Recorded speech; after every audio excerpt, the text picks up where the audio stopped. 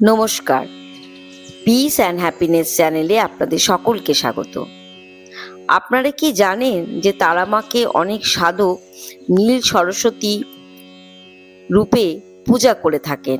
আসুন এই বিষয়ে একটু বিশদে আপনাদের জানাই। তারামা হিন্দু ধর্মের শক্তির এক অনন্ত রহস্যময় ও শক্তিশালী রূপ, দশমহাবিদ্যার এক বিদ্যা। তন্ত্রমতে নীল সরস্বতী মা তারার এক উগ্র রূপ। তিনি ভবতারিণী নামেও পরিচিত।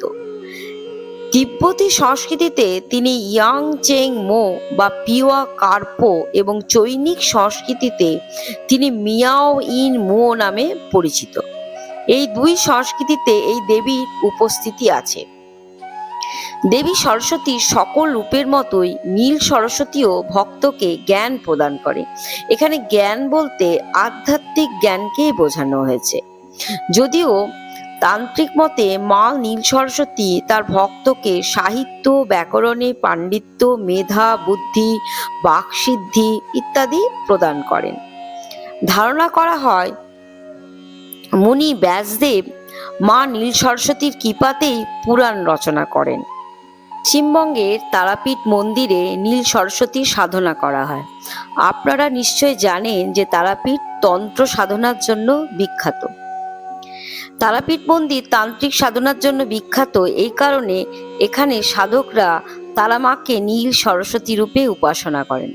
বিশেষ করে বিখ্যাত সাধক বামাখ্যাপা এই রূপে তারামায়ের সাধনা করেছিলেন এবং তারামায়ের সাক্ষাৎ দর্শন লাভ করেন। তারামা জ্ঞান দাত্রী এবং তার নীল তান্ত্রিক রূপ বিদ্যা ও শক্তির প্রতীক হওয়ায় তাকে নীল সরস্বতী বলা হয়ে থাকে। মা নীল সরস্বতীর উপাসনা করলে কি প্রাপ্ত হয় বা আমরা কিভাবে উপকৃত হব?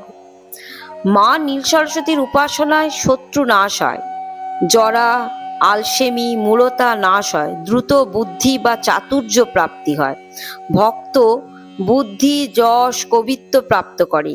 তিনি হলেন মোক্ষদায়িনী। নীল সরস্বতীর স্তোত্রতে বলা আছে, মোক্ষার্থই লভতে মোক্ষম, ধনার্থী লভতে ধনম, বিদ্যার্থী লভতে বিদ্যাম। আমি তারামায়ের বীজ মন্ত্রটি এখানে বলে দিচ্ছি। তারামায়ের মূল বীজ মন্ত্রটি হলো ওং হ্রিং শ্রিং হুং ফট। আবার তারামায়ের সাধনার আরেকটি মন্ত্র আছে, সেই মন্ত্রটি হলো ওং তারা দেব্যই নমঃ। আমি ডেসক্রিপশন বক্সে মন্ত্রগুলি লিখে দেব। যেহেতু তারামাকে আমরা নীল সরস্বতীর রূপে পূজা করে থাকি, তাই নীল সরস্বতীর মন্ত্রটি হলো ওং হ্রিং নীল সরস্বত্যই নমঃ। এই মন্ত্রটি জপ করলে জ্ঞান, বুদ্ধি ও বাক শক্তি বৃদ্ধি হয় বলে বিশ্বাস করা হয়ে থাকে।